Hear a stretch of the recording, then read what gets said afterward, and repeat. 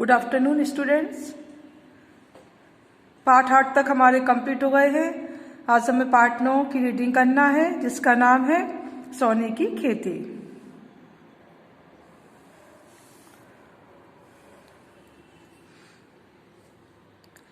दक्षिण भारत में कांची नामक एक नगर आज भी है।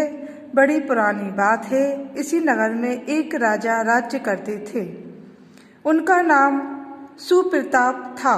एक बार उनके राज्य में एक बड़े सेठ के यहाँ से 4 चोर चोरी करके निकल रहे थे। राजा के सैनिकों ने उन्हें देख लिया। वे उन्हें पकड़कर राजा के पास ले गए। राजा ने चोरों को फांसी पर लटका देने का आदेश दिया। तुरंत ही जल्लाद बुलाए गए और उन चोरों को उन्हें सौंप दिया गया, जिससे भविष्य में कोई चोरी करने का साहस न कर सके। जल्लादों ने एक एक करके 3 चोरों को फांसी पर लटका दिया। जब चौथे चोर की बारी आई तो वह जल्लादों से बोला, जल्लादों, मुझे मरना तो है ही, परंतु मैं चाहता हूँ कि मरने से पूर्व राजा मुझसे मेरी विद्या सीख ले, नहीं तो मेरी वह विद्या मेरे मरने के साथ ही नष्ट हो जाएगी। Next page.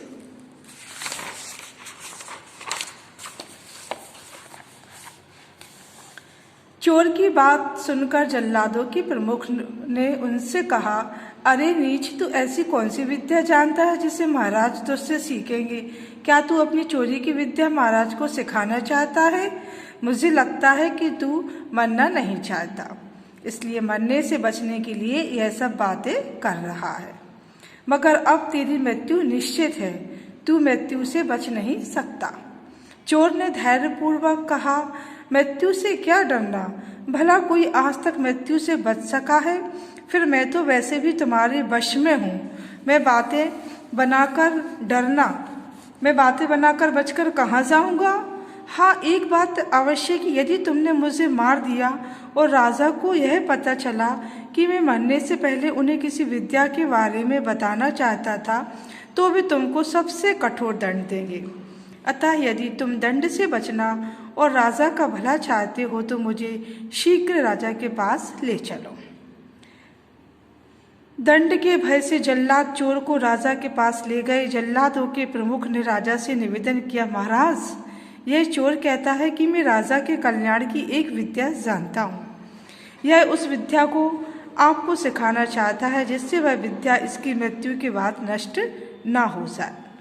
राजा ने चोर से पूछा, अरे चोर, तुम कौन सी विद्या जानते हो जिसे मुझे बताना चाहते हो? चोर ने राजा से कहा, महाराज, मैं सोने की खेती करने की विद्या जानता हूँ। राजा ने मुस्कुराकर कहा, तो बताओ सोने की खेती कैसे की जाती है? चोर ने कहना आरंभ किया, महाराज, पहले सोने के बीज बनवाए जाते हैं। ये बीज सरसों के दानों के बराबर होते हैं, इसलिए आप मुझे पहले सोने के छोटे छोटे बीज बनवा दीजिए और मुझे वह सुरक्षित स्थान बता दीजिए जहाँ सोने की खेती की जानी है, जिससे मैं खेत की तैयारी कर सकूं। राजा ने अपने महल के पास की भूमि पर चोर को सोने की खेती करने की आज्ञा दे दी। चोर ने कुछ दिनों में उस भूमि को जोतकर बहुत बारीक कर लिया और उसकी घास आदि को निकालकर उसे पूरी तरह से साफ कर लिया। तब तक सोने के बीज भी बनकर आ गए। तब चोर ने राजा से कहा, महाराज, सोना बोने के लिए भूमि तैयार हो चुकी है। अब आप मुझे कोई बीज बो देने वाला दे दीजिए। इस पर राजा ने उससे कहा, अरे तुम स्वयं बीज क्यों नहीं बो देते? चोर ने हाथ जोड़कर राजा से निवेदन किया, महाराज, यदि सोने की खेती करने का अधिकार मुझे होता तो मैं चोरी ही क्यों करता? राजा ने कुतूहल पूर्वक पूछा, बोलो, तुम्हें बीज बोने के लिए कैसा व्यक्ति चाहिए? चोर ने कहा, महाराज, किसी भी चोर को सोना बोने का अधिकार नहीं है, क्योंकि यदि चोर द्वारा सोने के बीज बो जाएंगे तो वे उगेंगे नहीं। इसलिए आप कोई ऐसा व्यक्ति दीजिए जिसने कभी किसी प्रकार की चोरी ना की हो। वैसे महाराज, आपसे अच्छा बीज बोने वाला और कौन होगा? मैंने गाने बजाने वालों को पुरस्कार देने के लिए एक बार बचपन में अपने पिताजी के पैसे चुराए थे, राजा ने संकोच पूर्वक कहा। तो फिर मंत्री ही सोना वो दे। चोर ने कहा। चोर की बात सुनकर मंत्री घबराकर बोले, महाराज, हम तो राज कर्मचारी हैं, अतः हम चोरी से कहाँ बच सकते हैं। तब महाराज राजपुरोहित ही सोना वो दे। चोर ने राजपुरोहित की ओर देखकर कहा। चोर की बात सुनकर राजपुरोहित भी सक पका गए और बोले, महाराज, पवित्र तो मैं भी नहीं हूँ।